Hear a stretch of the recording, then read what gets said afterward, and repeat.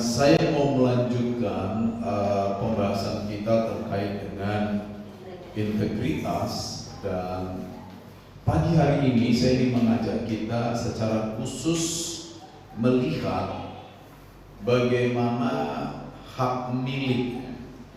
Hak milik, tahu ya?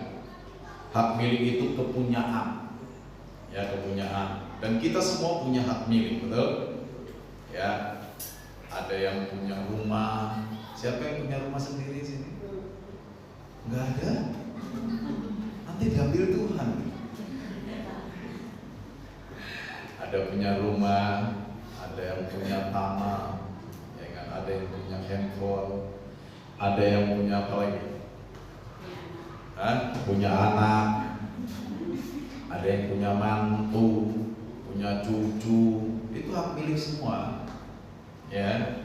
Nah, pagi hari ini kita mau melihat bagaimana integritas ini bisa kita bahas, ya, terkait dengan kepemilikan. Dan lebih khusus lagi kita akan melihat cara-cara kita mengelola kepemilikan itu. Itu sebabnya judulnya adalah integritas dalam tindakan. Jadi tindakan itu berarti bagaimana kita memperlakukan. Nah, dalam pembahasan ini bagaimana sih sebaiknya kita memperlakukan hak milik kita. Nah, jadi itu yang mau kita bahas pagi ini, supaya ini jelas di depan, ya. Sekali lagi, ya, bagaimana sebenarnya kita seharusnya memperlakukan hak milik kita. Ingat ya, hak milik siapa? Kalau kita diganti saya, hak milik saya, bukan milik orang lain loh kita atur-atur. Jangan nanti rumah tetangga Anda atur-atur. Ini pagarnya nggak cocok ini. Ini harusnya ini begini. Ini rumah orang ini. Jadi yang kita bahas ini hak milik siapa? Saya. Hak milik saya, ya. Begitu ya, biar jelas ya. Sekali lagi ini menghindarkan campur tangan yang tidak perlu kepada hak milik orang. Karena ini penting. Ini adalah integritas di dalam kehidupan orang percaya. Baik, mari kita buka dulu Alkitab kita. Tolong dibantu saja, next. Ya. Dalam Amsal pasal 3 ayat 9. Amsal pasal 3 ayat 9. Ya, di monitor juga saya sudah tampilkan. Ya. Amsal pasal 3 ayat 9, saudara-saudara. Mari kita baca sama-sama ayat ini. 1, 2, 3. Muliakanlah Tuhan dengan hartamu dan dengan buah sulung dari hasil tanahmu. Jadi dalam pembahasan ini, saudara-saudara, yang mau kita capai, ya, pemahaman yang mau kita raih pagi hari ini terkait dengan kepemilikan adalah bahwa setiap kepunyaan kita itu harus memuliakan Tuhan. Itu ide utamanya. Ya, sekali lagi saya ulang, jangan sampai kita kehilangan ide utama ini. Integritas dalam kepemilikan itu sedang berbicara tentang ide utama. Apa itu ide utamanya? Semua kepunyaan saya, apapun itu, harus memuliakan Tuhan. Jadi kalau handphone kita pakai melihat yang enggak, itu memuliakan Tuhan nggak? Hah?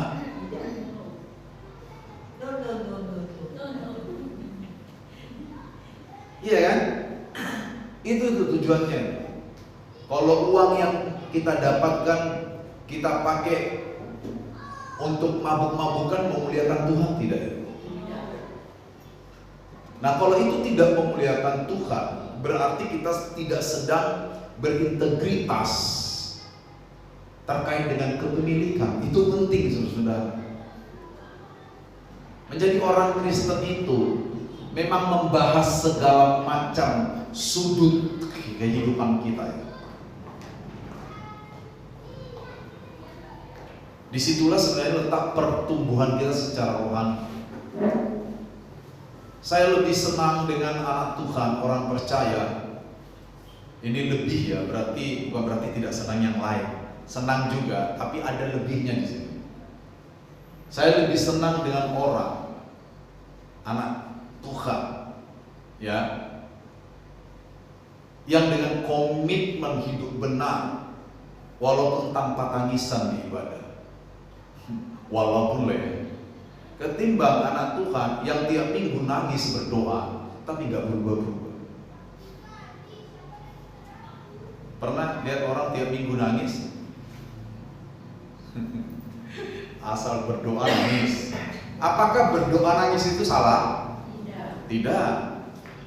Tapi berdoa nangis itu seharusnya adalah ekspresi dari sebuah pertobatan, betul? Jangan karena jempol kita diinjak orang, kita nangis pas berdoa. Itu sebabnya seluruh Alkitab sepakat dengan satu ide, bahwa umat Tuhan itu bisa bertumbuh kalau mengenal Tuhan, kalau memiliki pemahaman akan Tuhan, kalau memiliki pengertian tentang Tuhan, dia bisa bertumbuh.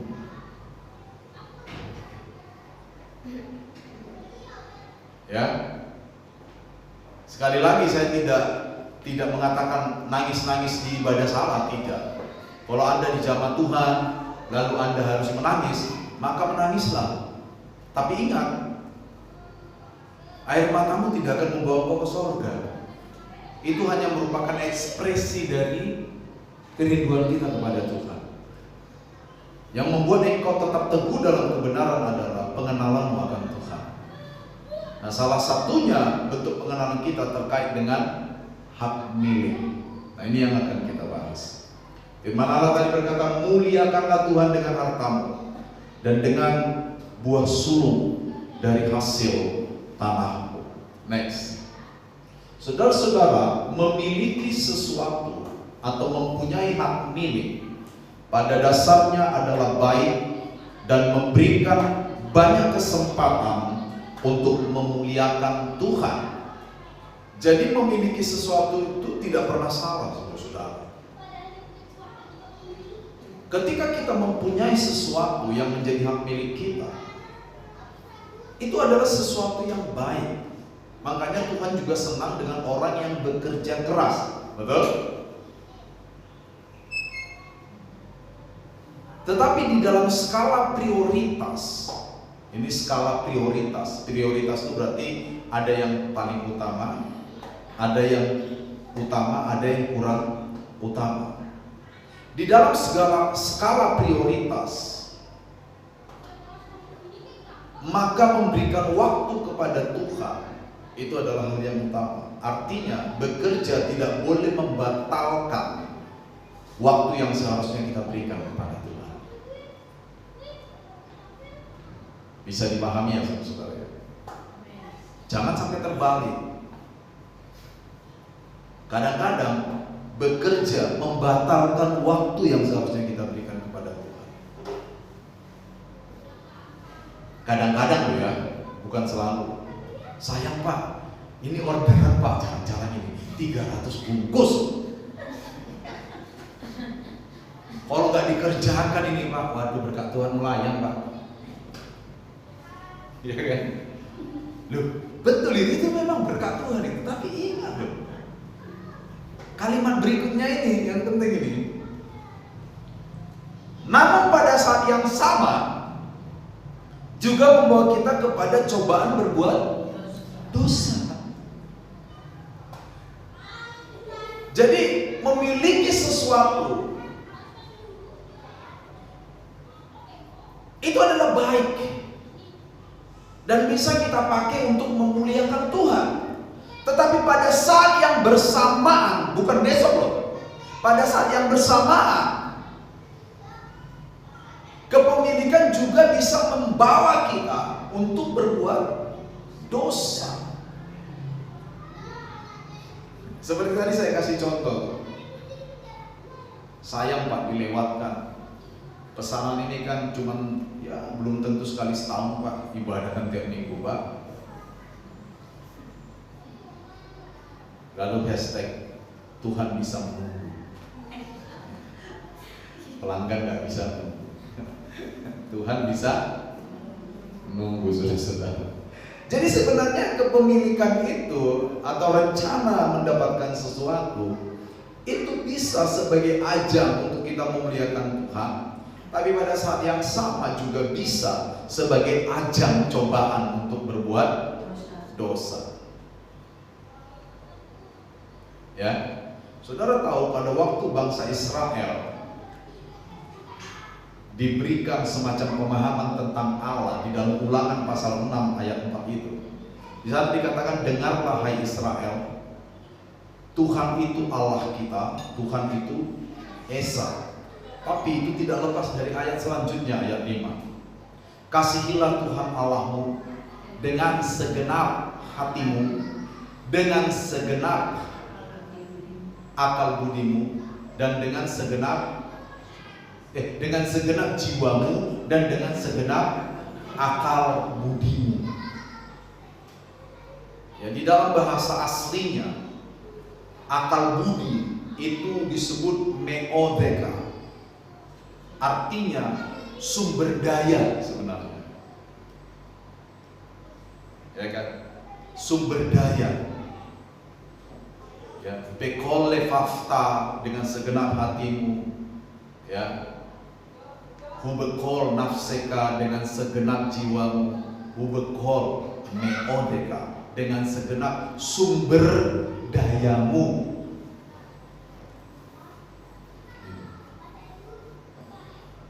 Itu mengasihi Tuhan. Nah, ayat yang sama kan kita terima sebagai firman Tuhan, betul kan? Iya kan? Perjanjian lama kan juga bagi kita adalah firman Allah yang harus kita taati.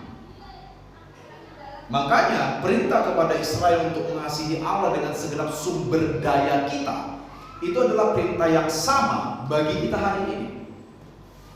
Kalau kita mau mengasihi Allah dengan segala sumber daya kita, berarti tidak ada lagi ruang untuk berbuat dosa dengan sumber daya kita.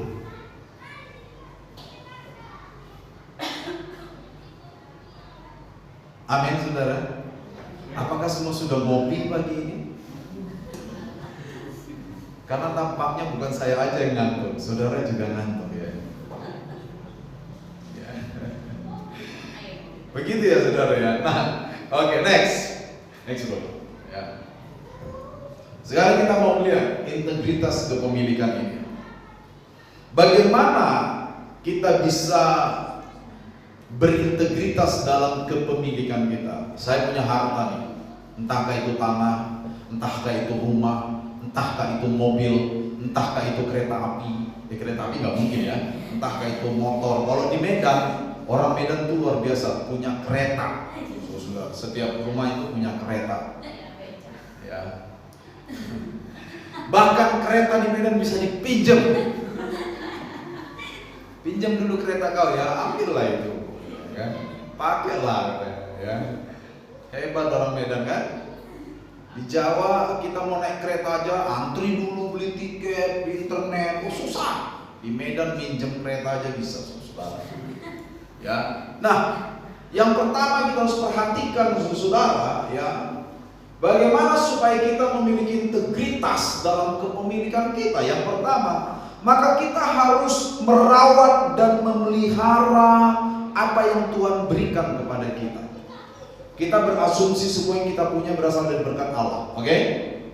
Artinya tidak nyolong, tidak korupsi, tidak nipu. Artinya ini berkat Allah ini.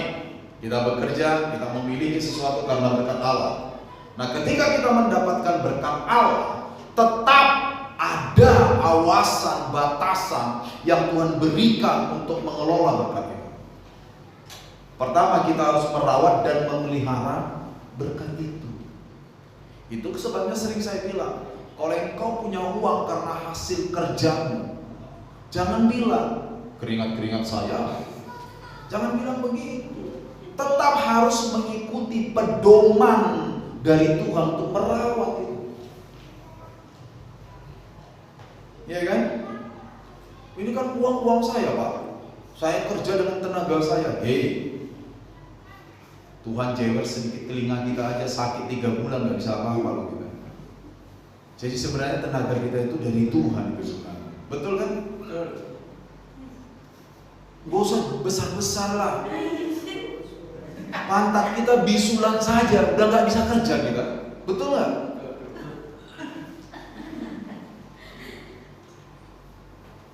Gak bisa saudara. Artinya kita harus mengakui bahwa kekuatan kita itu sebenarnya dari Tuhan. Yes, kita makan teratur, olahraga teratur, tidur teratur, kita sehat. Betul, itu penunjang. Tapi kalau Tuhan tidak berkati semua yang kita lakukan, kita nggak sehat. Kalau kita nggak sehat, kita nggak kerja. Nggak kerja, nggak dapat uang, betul? Lalu ditanya, loh Pak, itu orang nggak kenal Tuhan loh Pak, bisa sehat dia. Saudara, Tuhan tidak memberikan kesehatan hanya kepada orang yang menerima Yesus saja. Itulah anugerah Tuhan itu, betul? Makanya ada berkat umum, ada berkat yang khusus. Saudara mau dapat berkat umum saja? Tidak saya mau berkat umum juga berkat khusus. Orang-orang yang tidak mengenal Yesus itu hanya dapat berkat umum. Mereka kerja keras dapat uang, wajar gitu. Matahari diberikan tiap hari, ya wajar. Makanya Alkitab mengatakan Tuhan memberikan matahari baik kepada yang baik maupun kepada yang jahat. Kan gak mungkin matahari hanya untuk orang Kristen. Bayangkan di pasar Seketeng yang jualan satu Kristen satu enggak, tiba-tiba di sini gelap, sampingnya terang, sampingnya lagi gelap. Kan gak mungkin kan? Nah, itu berkat umum. Tetapi kita sebagai orang-orang percaya itu diberikan berkat-berkat yang khusus. Seperti misalnya kekuatan yang tidak berasal dari dunia, dari batin kita, itu berkat Allah, saudara. Yang paling puncaknya nanti berkat Allah apa? Kehidupan kekal di surga. Itu hanya dimiliki oleh orang yang menerima Yesus dan pengorbanannya. Ya. Jadi harta kita harus kita rawat, kita pelihara. Saudara beli sepatu di Lazada,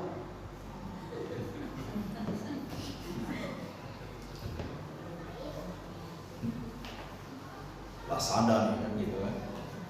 Ya harus dirawat. Betul? Kan itu berkat Allah. Dipelihara. Makanya Kejadian 1 ayat 28 itu mandat pemeliharaan. Allah menciptakan manusia dan memberikan kepada manusia itu kuasa atas ciptaan. Itu bukan berarti manusia bebas merusak. Di dalam konteks itu nuansa yang ditampilkan Allah adalah pemeliharaan.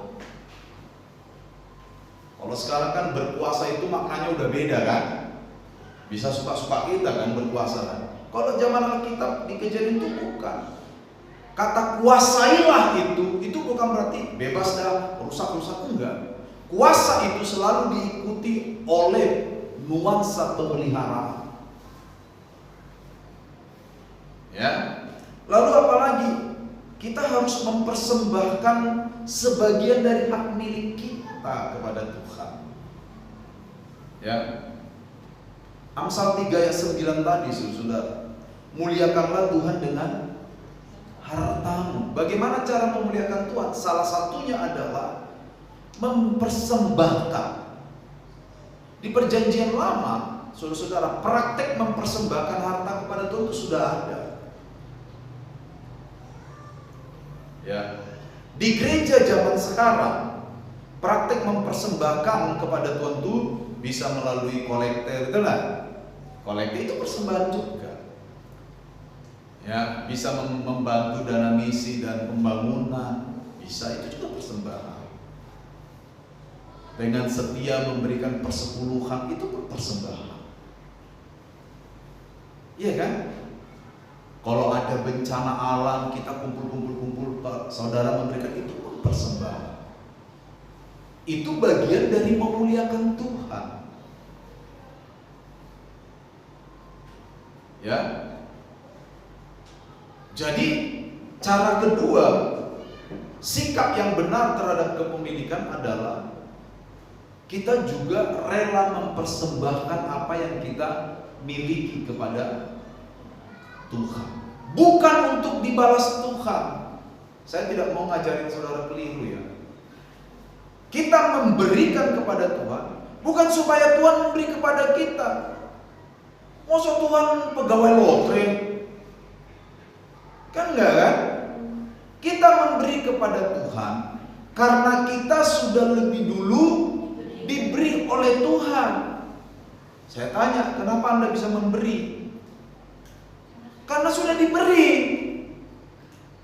Logikanya nggak boleh terbalik. Kadang-kadang orang keliru.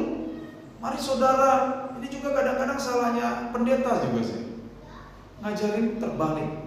Mari saudara, kita berikan persembahan, berikan yang paling banyak. Jika kau menabur, Tuhan akan balas kau 100 kali lipat, saudara. Dihitung kan, 10.000 kali 100, 10 juta, 10.000 kali 100, 1 juta nih. Persembahan 10.000 nanti Tuhan kasih 1 juta. Udah gitu disaksikan lagi di depan, saudara-saudara, ya kan?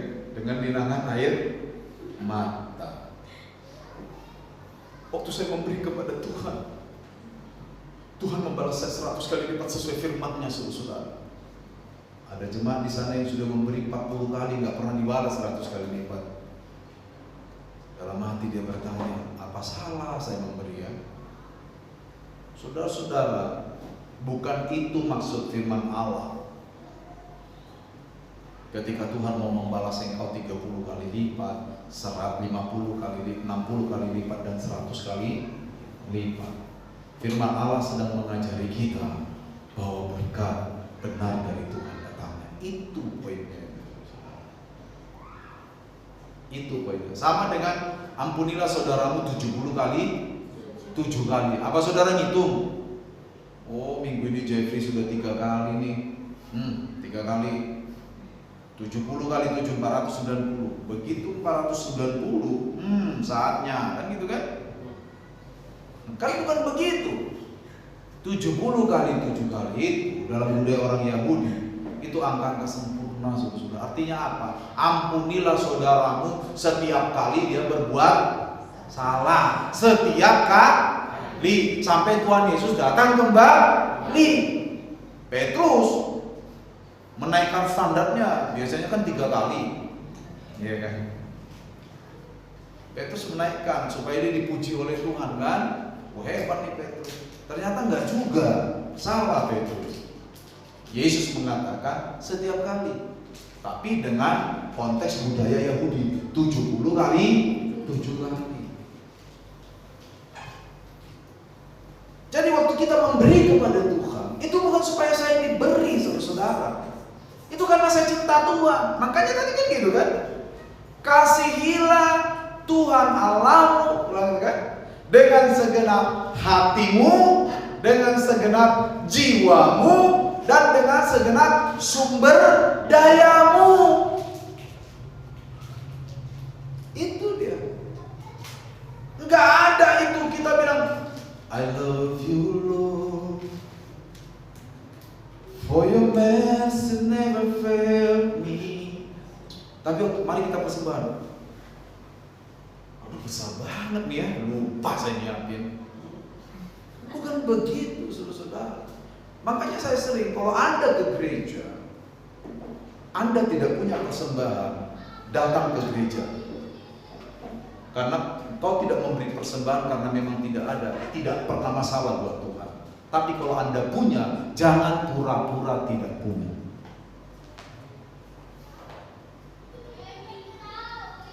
Sepakat? Sepakat? Orang yang tidak kasih persembahan karena tidak punya, itu tidak berdosa, saudara. Ya memang tidak punya. Habis untuk makan, Pak, oke lah. Makan apa tadi malam? Steak, Pak. Lo tahu seminggu makan steak, dikurangin dikit. Oke Pak, bukan steak, memang kebutuhan Pak habis. Oke, saya nggak ada persembahan, boleh ke gereja? Ya datang dong. Betul?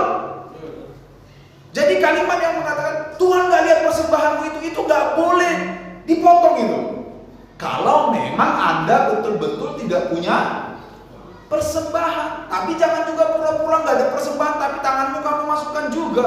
Itu namanya dusta. Nggak usah malu, saudara. Loh serius, saya ngajar begini. Saya juga pernah dulu nggak punya persembahan, ya saya nggak ngasih. Iya kan? Tapi kalau Anda punya, jangan pura-pura tidak punya. Makanya saya dalam konteks ini saya sering bilang, kalau Anda ke gereja, persiapkan apa yang Anda mau berikan. Betul?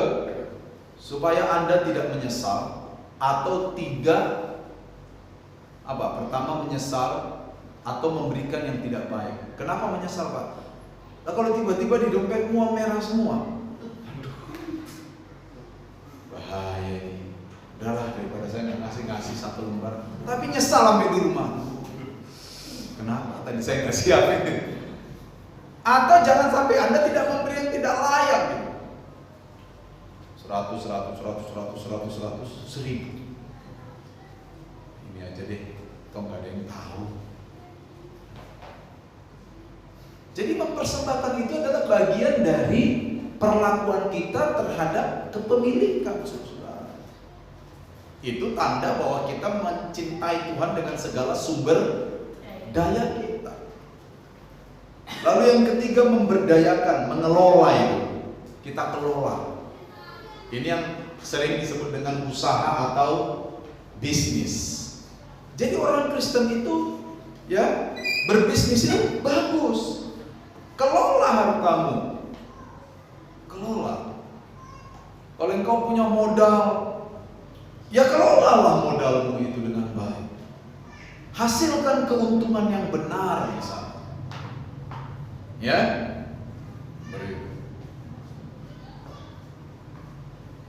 Kalau engkau punya mobil, ya kelola mobilmu. Bagaimana supaya mobil ini bisa menghasilkan juga? Dikelola. Itu namanya kita berintegritas, saudara ya. Next, berikutnya saudara, jangan lupa menikmati hartamu. Jangan juga saking pelitnya saudara nggak pernah makan stik sapi. Padahal udah kerja keras, ya kan? Ada berkat, makan bakso pun ditahan. Bakso seporsi 15.000, mas 7.000 aja mas. Jangan. Minyak separuh aja mas gunting. Jangan juga. Harus juga kita menikmati kepemilikan itu. Bagaimana salah satu cara menikmati kepemilikan itu adalah dengan cara menggunakannya untuk kebutuhan kita secara proporsional. Mengerti ya? Kalau kita udah kerja, dapat uang, sesekali boleh nggak tamasya? Ya boleh dong. Tamasyalah, ya kan? Ke Taman Ria. Itu dulu waktu tahun 90. Itu lagunya. Ayo kita ke Taman Ria, tamasya. Dulu tamasya itu ke Taman Ria. Di Medan itu ada Taman Ria. Kalau malam minggu penuh. Padahal cuma oleng-oleng doang, goyang-goyang di bangku-bangku itu. Tapi lihat orang udah tamasya gitu. Ada yang kita lihat orang ketawa-ketawa, ada yang bertengkar. Enak kita lihat semua situasi itu kan. Udah tamasya. Kalau sekarang tamasya kemana? Ke pantai, biar santai, kan gitu kan? Kemana? Ke gunung, tamasyalah. Makanya hari Minggu, saudara yang Tuhan kasih libur itu, manfaatkan dengan keluarga kalau Anda tidak punya pelayanan lain. Betul?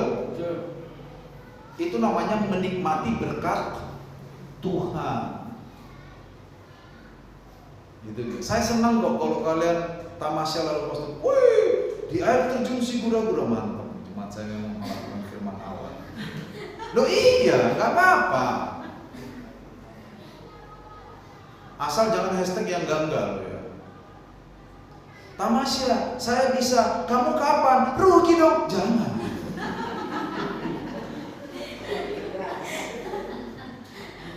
Jangan, nggak usah ini orang. Kalau Anda tamasya post, puji Tuhan hari ini kami bisa liburan, bagus, itu saya senang itu, walaupun saya nggak diajak.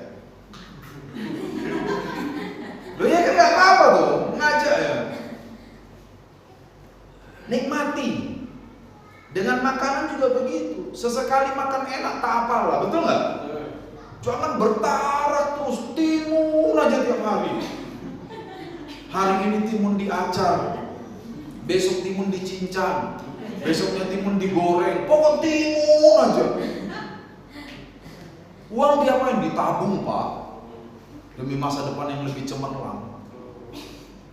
Ya boleh nabung, nikmati juga, amin. Sesekali beli sepatu yang branded, nggak apa-apa, nggak ada masalah. Kalau ada, jangan pinjol beli sepatu, itu namanya bunuh diri. Ya, saudara-saudara yang kebun jagung, siapa sih kebun jagung? Ibu Lince ya. Terus siapa tuh? Oh, Pak Filipus. Dia kan biasa di sana. Kan dia biasa di sana. Kebun jagung. Kalau panen ada untung, nikmati. Boleh gak menikmati? Nikmati dengan cara yang benar. Ajak tuh sekali-sekali keluarga masuk tuh di aneka rasa. Loh, serius saudara. Saudara saya kadang sendiri. Jemaat saya ini kapan saya ajak ke aneka rasa ya? Padahal saya udah sering kan. Sombong. Maksudnya numpang apa? Buang air di atas. Air kecil. Saya pengen sekali-sekali tuh lihat Om Martin sama keluarga duduk di aneka rasa. Nggak ngajak saya nggak apa-apa kok. Itu udah senang berarti mereka menikmati. Iya kan? Sesekali saja, nggak usah sering-sering. Artinya kita harus bisa menikmati itu dengan cara yang benar. Jangan juga kita menyiksa diri, bertarak demi menyimpan. Jangan. Simpanlah yang seharusnya, pakailah yang seharusnya. Gitu saudara ya. Sesekali itu ya dari Sumba tuh, kalau pulang ke Sumba tuh naik pesawat ke Bali dulu tapi. Dari Bali naik pesawat, ya kan? Kalau ya nggak apa-apa itu ya. Lalu yang berikutnya memberi syukur. Ini memberi syukur ini berarti kita mengucapkan syukur kepada Tuhan atas kepemilikan kita. Kalau zaman perjanjian lama, memberi syukur ini sama dengan mempersembahkan. Tapi hari ini memberi syukur ini bisa saja dengan ekspresi kita atas apa yang Tuhan berikan kepada kita. Ini integritas. Saudara dapat gaji, Tuhan, baru dapat gaji, cukup nggak ya? Jangan. Tuhan, kami akan kelola sebaik mungkin. Berkati gaji ini. Kami percaya, kalaupun di tengah bulan kurang, Tuhan akan buka berkat. Amin. Itu. Bapak sih nggak ngalami. Hei, saya ngalami saudara. Dulu awal-awal kami 2004 kesini saudara. Memang kami disupport selama 2 tahun. Setiap bulan dikasih. Tapi apa yang dikasih itu saudara-saudara, itu judulnya 15 stok. Artinya tanggal 15 sudah habis.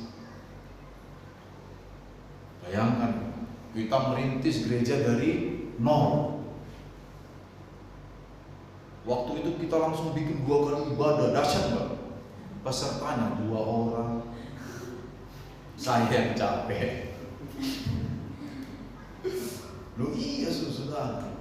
Tapi Saya berani bersaksi kepada saudara ya, setiap kali dapat berkat, saya selalu berdoa sampai selesai. Tuhan, terima kasih buat berkat ini kami persembahkan kepada Tuhan. Kami berikan persepuluhannya di amplop lain, sisanya kami pakai, walaupun sedikit. Kalau memang harus makan tempe 4 hari, ya tempe lah 4 hari. Nggak ada masalah, saya mengalami itu, saudara. Mengalami. Tapi kita bertanggung jawab mengelola berkat Allah. Amin.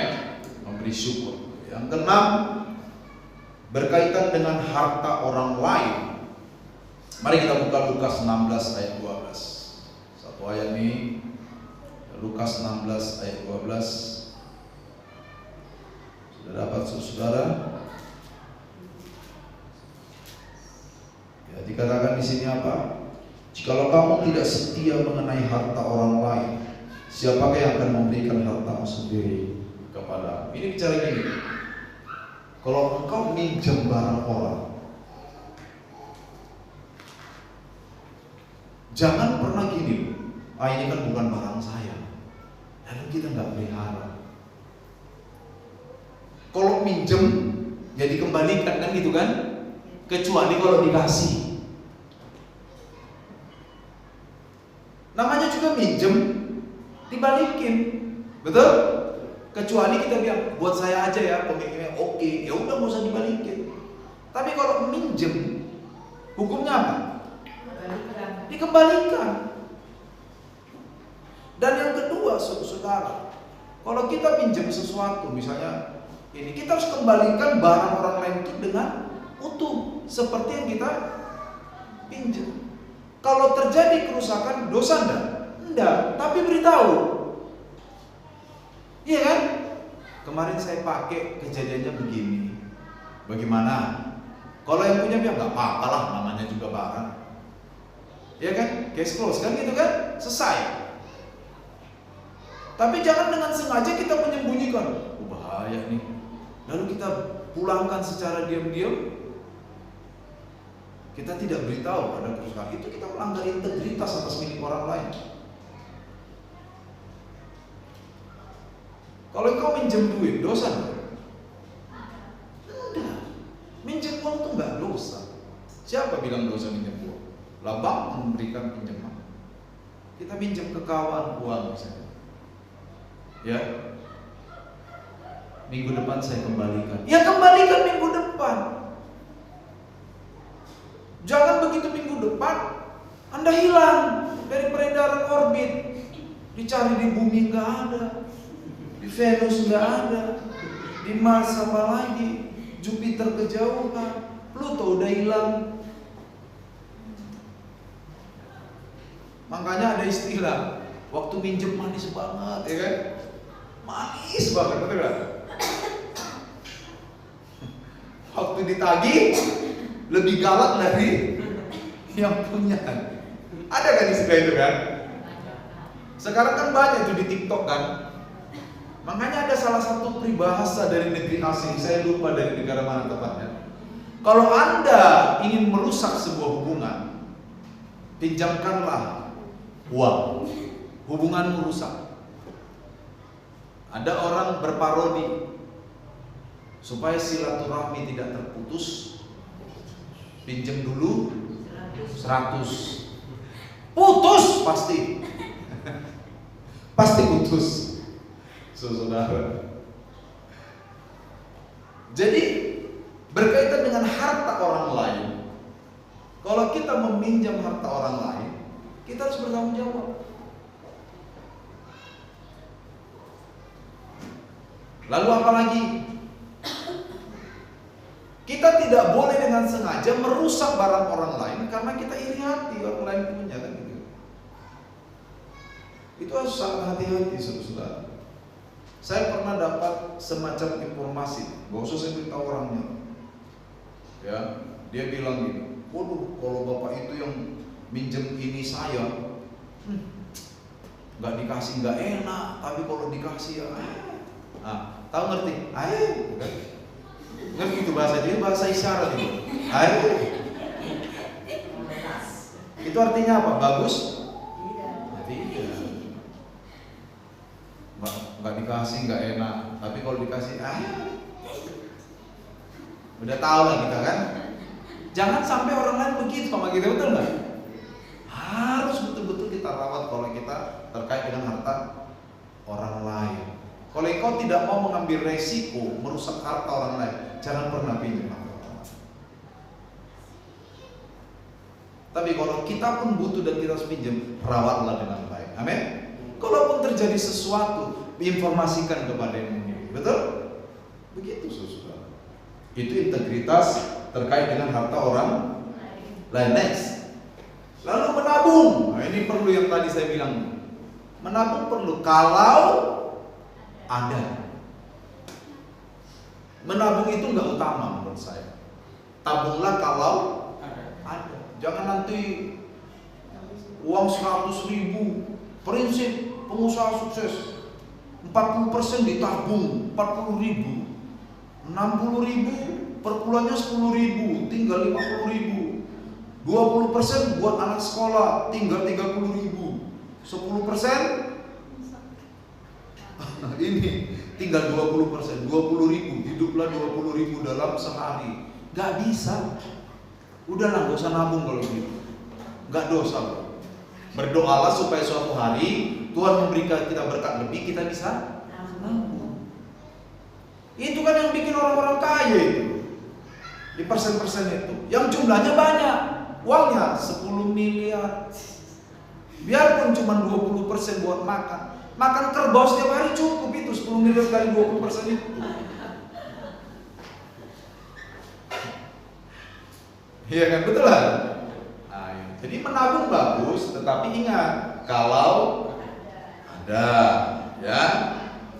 Terakhir, next. Bagaimana kegagalan dalam integritas tentang kepemilikan ini? Pertama, kita menyalahgunakan milik kita.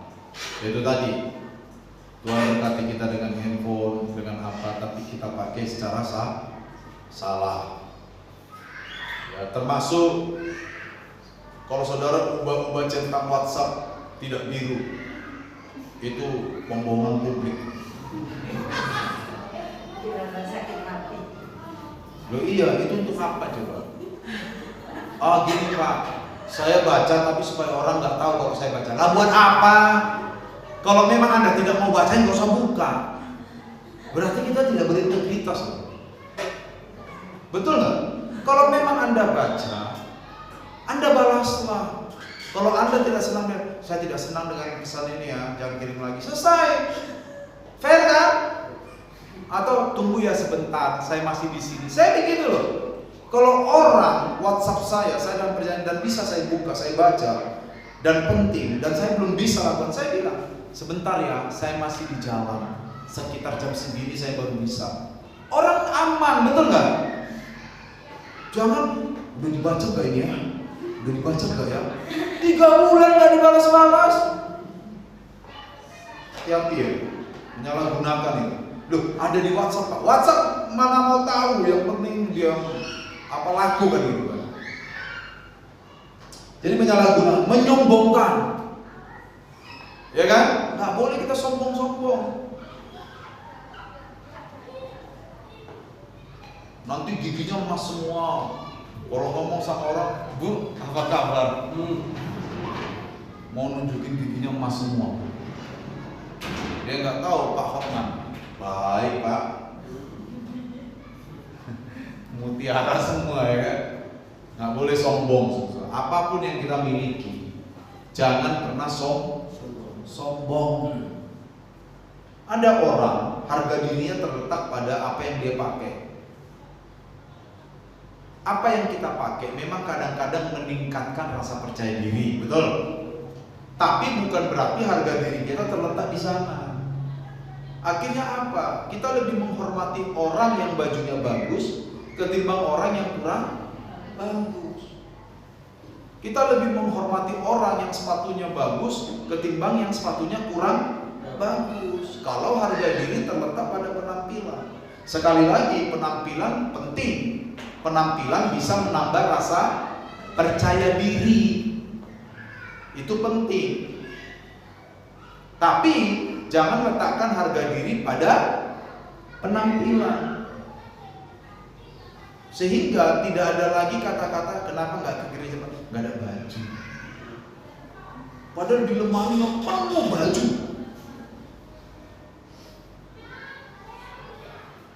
Ya, itu dia. Serakah. Serakah itu maunya dia yang punya semua. Ya, kita nggak boleh serakah, saudara. Seperti misalnya di sebuah kota, ada orang-orang kaya itu yang serakah betul. Dia membuka semua jenis usaha di semua lini dan dia kuasai karena punya uang. Itu serakah, saudara. Anak-anak Tuhan nggak boleh. Apakah salah membuka usaha lebih dari satu? Tidak salah. Tapi kalau Anda tidak memberikan kesempatan buat orang lain untuk juga memiliki usaha karena Anda punya modal besar dan Anda bisa monopoli, Anda kapitalis, Anda serakah. Betul kan? Yang lain modalnya sekian, kamu segini, kamu kuasai semua. Yang lain nggak bisa. Yang lain sengsara, Anda sendiri tertawa kan? Udah kaya raya, gaji karyawannya mepet.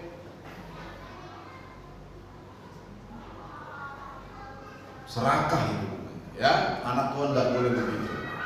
Ya, kalau anak hantu ya silahkan. Gitu kan? Dan yang terakhir, terlibat dalam kemewahan. Mewah. Di sini yang saya maksud adalah suka pamer-pamer kemewahan. Ya, kita harus mengerti konteks Indonesia, apalagi sekarang beras naik, betul nggak? Sekilonya berapa sekarang sekilo? 20.000. Ya, 20.000. Nah, jadi kalau Anda makan stik sapi, ya, makanlah dengan cara yang tepat. Tidak usah pakai pamer-pamer. Berkat Tuhan saudara, stik sapi, ya. Karena hari ini sedang susah. Itu namanya kita peka terhadap kondisi kejiwaan bangsa kita.